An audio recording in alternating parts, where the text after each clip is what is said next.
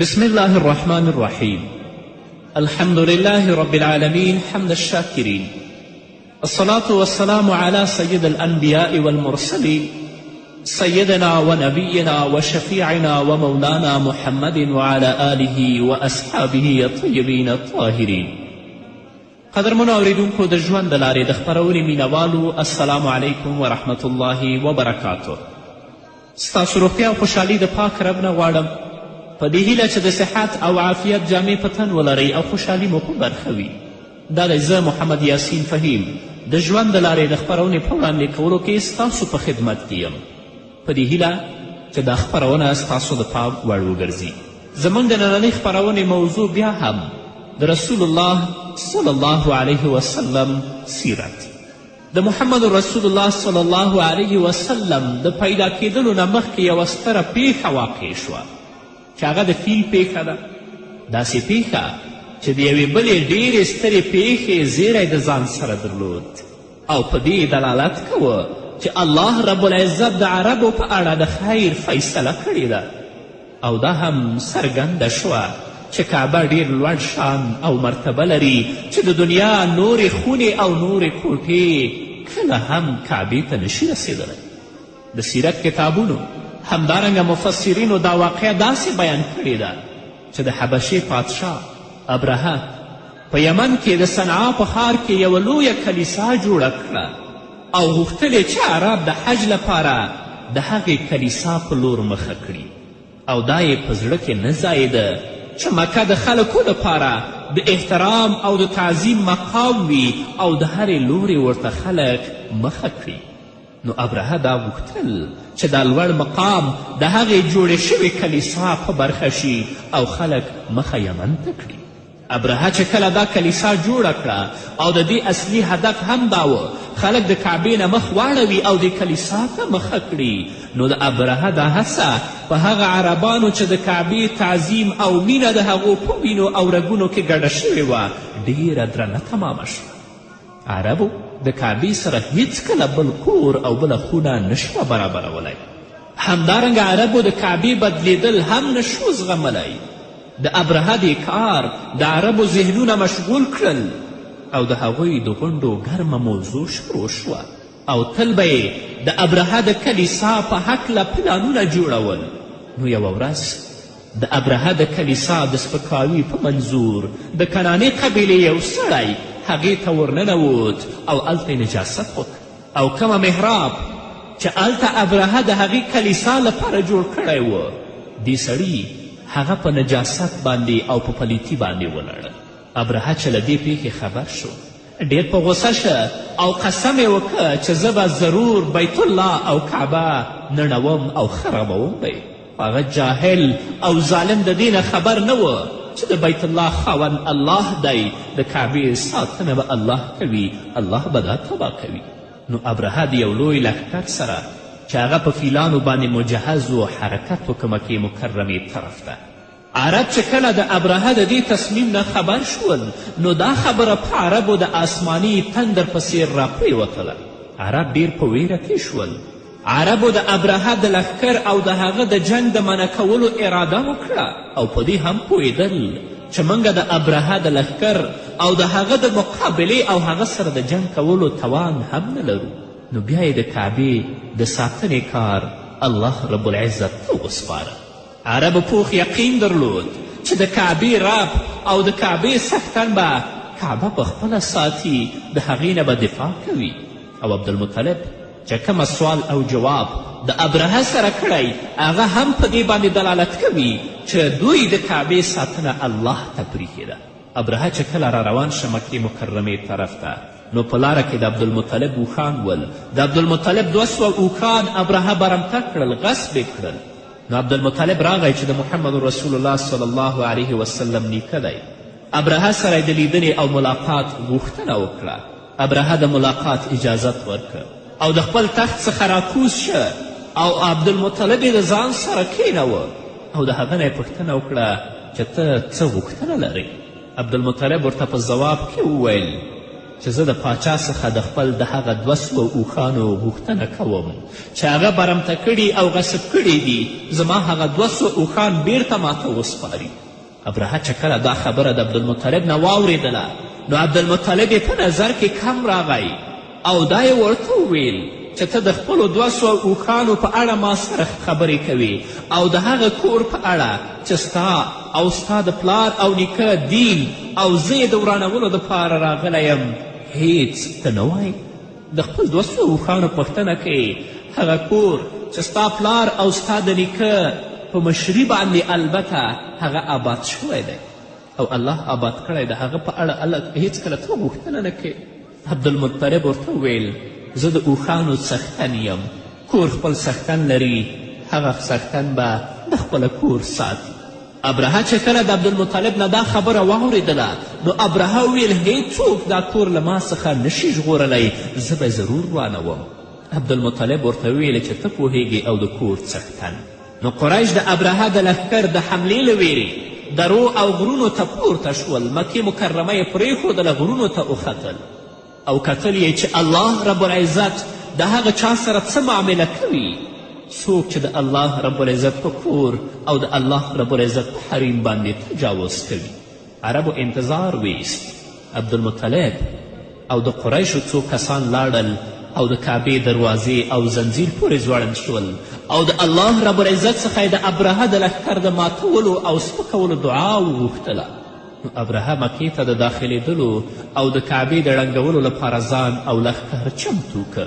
هغه فیل چې خپله ابرهه په هغه فیل باندې سور و هغه محمود نومیده، هغه فیل هم چمتو که او د مکې مکرمې طرف ته روان که.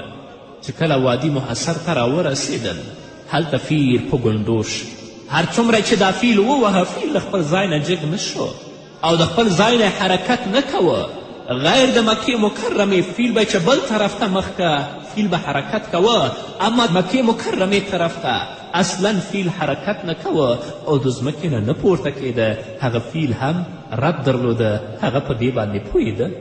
نو په دې وخت کې الله رب العزت د مرغانو یو سیل راولي چې مرغان په نامه د ابابیل ول چې د هغوی په مکوکو کې او د هغوی په پنجو کې د بحر څخه نیولي کاڼي ول، یعنی هغوی ځان سره په خپلو مکوکو کې همدارنګه په خپلو پنجالو کې د بحر څخه کاڼي راخیستي ول او په هر کافر به چې هغه را وغورځوه هغه به یې هلاک.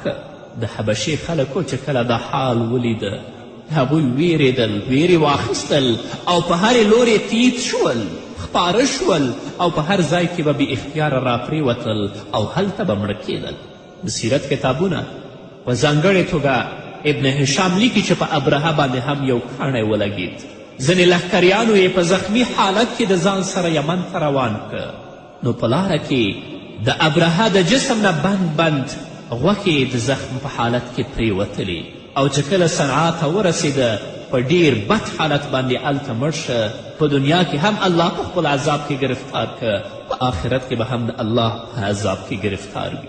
نو هر څوک چې د الله رب العزت دین ته په سپکاوي باندې راوچت شي، سپکاوي نیت باندې، او دا غواړي چې د الله کورونه او د اسلام مرکزونه وران کړي، که هغه جوماتونه وي که مدارس وي، یا د جومات او د دین په هکله خیانت کوي، الله رب العزت به داسې ذلیل او رسوا کړي لکه څنګه چې ابرهه په دنیا او په آخرت کې ذلیل او رسوا کړ. نن ورځ که منافقین مفسدین د مدارسو ورانول غواړي، د جوماتونو ورانول غواړي، علما همدارنګه حفاظ او طلبا په بند او په بندیخانه کې اچوي، الله به دوی سره هغه معامله کوي لکه کومه معامله چې الله د ابرهه سره کړې ده. الله رب العزت په خپل کلام کې دا واقعه په دې توګه بیان کړې ده: الم تر کیف فعل ربک باصحاب الفیل الم یجعل کیدهم فی تضلیل وارسل علیهم طیرا ابابیل ترمیهم بحجارة من سجیل فجعلهم كعصف مأکول. الله رسول الله ته وایي آیا تا ونه لیدل چې ستا رب د فیل له څښتنانو سره څه وکړل؟ آیا الله د هغوی شومه دسیسه شنډه نه کړه؟ الله رب العزت سیل مرغان یې په دوی باندې حواله کړل، مرغانو به په پخو شوو ډبرو ویشتل او د ریبل شوو وښو په شان یې هغوی تس نس کړل. نو کله چې الله رب العزت ابرهه او حبشیان د مکې څخه نامراده او ناکامه واپس کړل، قریش د عربو په سترګو کې لا نور هم لوی شول. هغوی ویل چې قریش اهل الله دي، یعنی الله ته نږدې بندگان دي. الله د هغوی له لورې وجنګېد او دښمن یې ورته مات که. عربانو د فیل پیښه د فیل په کال باندې مشهوره کړه، ویل به یې چې فلانی د فیل په کال باندې پیدا شوی، او دا د فیل پیښه انشاءالله په 1500 میلادي کال کې پیښه شوې ده.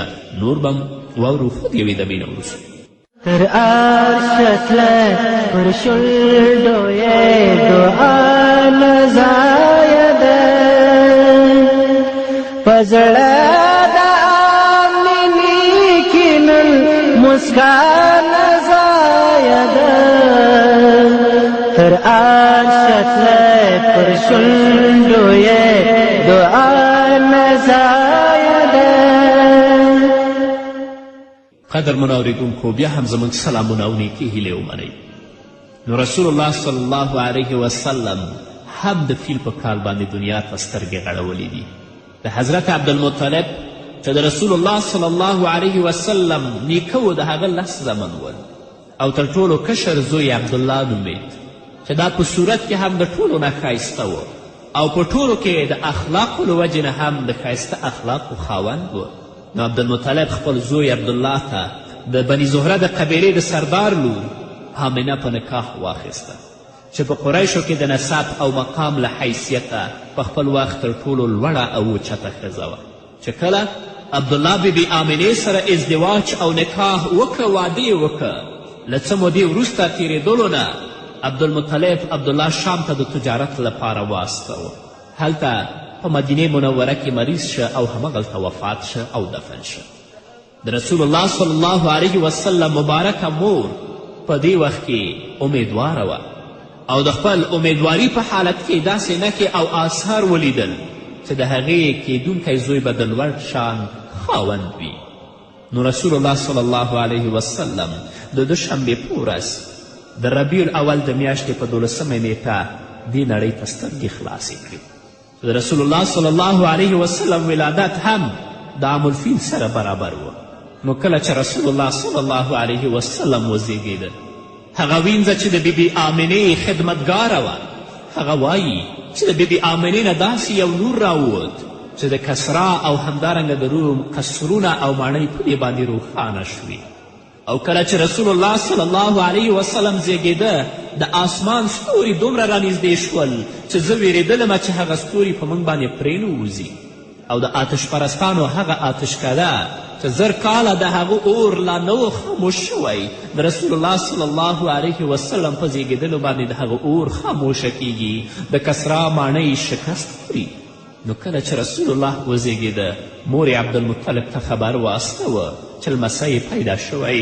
عبدالمطلب د آمنې کور ته ولاړه، په لمسی یې ولیده، هغه ډېر پرې خوشحاله شو، ځان سره واخیست، کعبې ته یې وړه، د الله رب العزت حمد او ثنا یې ادا کړه، او د الله څخه دعا وکړه، او په دې ماشوم نوم محمد کیښود، چې په عربي ټولنه کې دا یو نااشنا نوم و چې ټول عرب ورته په تعجب کې ول. او هغې وینځې چې د رسول الله صلی الله علیه وسلم کاکا ابولهب ته د رسول الله د ولادت او د تولد زیری ورکړی و، هغه هم په دې کې آزاده کړه. څو ورځې رسول الله صلی الله علیه وسلم بیبي آمنې په غېږ کې وه. خو د عربو دا عادت و چې د خپلو ماشومانو لپاره به هغوی دایي نیوله، یعنې د صحرا او د بانډو ښځو ته به یې هغه ماشوم سپاره تر څو چې هغوی دوی ته شیدې ورکړي. دا د دې لپاره چې هغه امراض په ښارونو کې دي، د دې نه دا ماشومان محفوظ پاتې شي، او بل دا چې عربي ژبه په سمه توګه باندې یاده کړي. نو په دې اساس عبدالمطلب د خپل ګران او محبوب یتیم لمسي لپاره داسې دایي او تی ورکوونکې ښځه لټوله چې رسول الله ته شودې ورکړي، او الله دا افتخار او سعادت د حلیمې سعدیې په برخه. حلیمې سعدیه په خپله وایي، د ابن هشام سیرت لیکي چې حلیمې سعدیې د بني سعد په قبیلې کې ژوند کوه، او د بني سعد په قبیله کې ډیره زیاته وچکالي وه. نو ټولې ښځې راووتلې مکې مکرمې ته راغلې چې ځان سره ماشوم بوځي او هغې ته شیدې ورکړي او د هغه په مقابل کې دوی د پلرونو نه پیسې واخلي. نو حلیمې سعدیه هم د نورو ښځو په څیر د وچکالي په کال د خپل کلي څخه د تیخور ماشوم په لټه کې ووتله. ښځې راغلې مکې مکرمې ته راورسېدلې. هرې ښځې ځان سره ماشوم پورته که، خو ډېرو ښځو ته رسول الله وړاندې شو، لکن هیچا قبول نه که ځکه چې هغه یتیم و او ښځو فکر کوه چې پلار یې نشته، مور او نیکه به یې موږ ته څه راکړي، او په دې نه پوهېدل چې هغه د سپوږمۍ په شان هلته پروت و او الله د هغه حفاظت کوي. هره ښځه به چې راغله چې دا ځان سره ویسي امانې قبلوه، ځکه چې کله به خبر شو چې دا یتیم دی د هغه د اخیستلو نه به یې ډډه وکړه او دا به یې ویلې چې د دې پلار یې نشته، نیکه او مور به یې موږ ته څه راکړي. حلیمې سعدیې هم د اول ځل لپاره قبول نه که، خو بیا یې په محمد رسول الله باندې زړه وسوځېده، بیرته راجګ شه.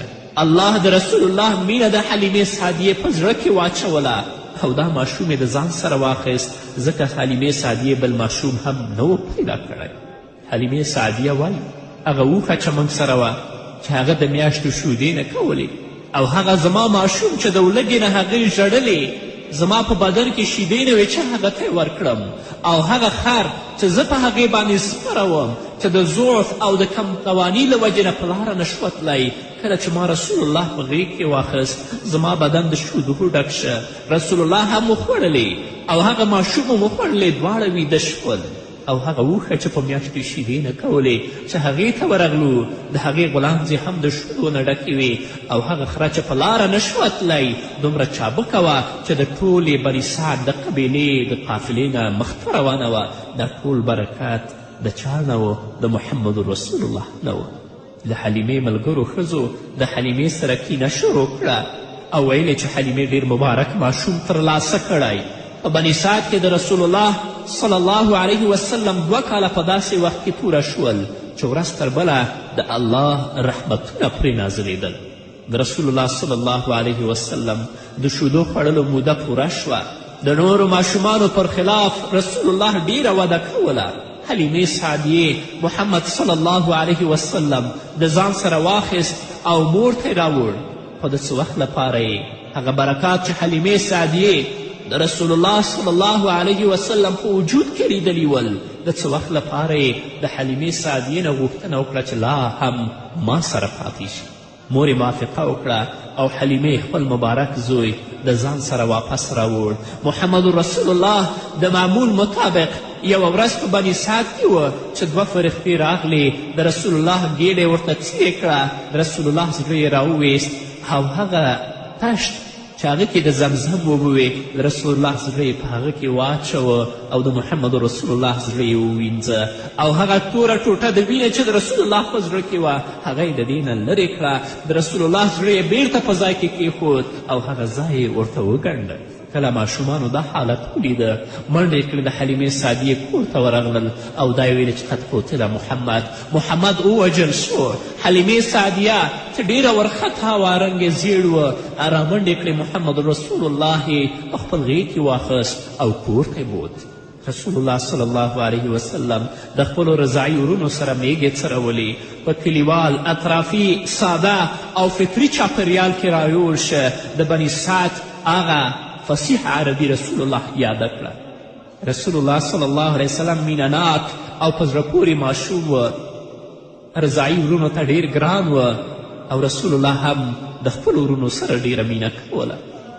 بیا څه موده وروسته حلیمې سعدیه وویرېدله د دې واقعې نه وروسته رسول الله مکې مکرمې ته راوست او خپل نیکه او مور ته یې تسلیم کړ. بیا رسول الله صلی الله علیه وسلم د خپل نیکه او د خپل مور د شفقت او د څارنې لاندې ژوند کوه. این تر دې چې رسول الله صلی الله علیه وسلم مبارک عمر 6 کلو ته ورسید. کله چې رسول الله صلی الله علیه وسلم عمر 6 کلو ته ورسېده، عبدالمطلب، بیبي آمنه او رسول الله صلی الله علیه وسلم همدارنګه هغه وینځه چې دوی سره وه روان شول مدینې منورې طرف ته، تر څو چې د خپل هغه فقید پلار زیارت وکړي او د هغه قبر وګوري. چې کله لاړل مدینې منورې ته، میاشتې تېره کړه، بیرته را روان شول مکې مکرمې طرف ته. نو په لاره کې د محمد رسول الله مور ناجوړه شوه. د لارې یو طرف ته رسول الله ناستی بل طرف کې مور او دا وایي چې یا محمد قرب الیه ای محمد ما ته نږدې شه. رسول الله ور نږدې کیږي د 6 کلو دی او آمنه یې په خپل غېږ کې نیسي. دلته هم آمنه هغه داعي د اجل طلبی کوي او مري. رسول الله صلی الله علیه وسلم د 6 کلو دی چې مور او پلار دواړه د لاسه ورکوي، د هغو د نعمت نه محرومیږي. هلته په ابوا کې د هغه مور دفن کیږي. بیا رسول الله د خپل نیکه عبدالمطلب سره مکې مکرمې ته راځي او د خپل نیکه د شفقت او د ترحم د سوري لاندې ژوند کوي. چې کله د 8 کلو کږي نو د رسول الله صلی الله علیه وسلم نیکه عبدالمطلب هم وفات کیږي. نو وروسته د دې روزنه ابو طالب او رب العزت کوي. هغه به واورو انشاءالله په بلې خپرونه کې. نو قدرمنو اوریدونکو دا وه زموږ نننۍ خپرونه چې ستاسو درانه حضور ته وړاندې شوه. تر بلې خپرونې پورې چې زه بیا هم ستاسو درانه حضور ته راځم، تاسو ټول په پاک رب سپارم. پاتې ژوندم نیکمرغه، ښاد، بریالي او کامیاب. تر عرشت له پر شونډو یې دعا نزایده په زړه د آمینې کې نن مسکا نزایده تر عرشت له پر شونډو یې دعا نزایده گلونه لدرنه خوب نه بلبلو بیشول گلونه لدرنه خوب نه بلبلو بیشول وزرونو دا بلبلو کی نڅا نزایده تر عرشت له پر شونډو یې دعا نزایده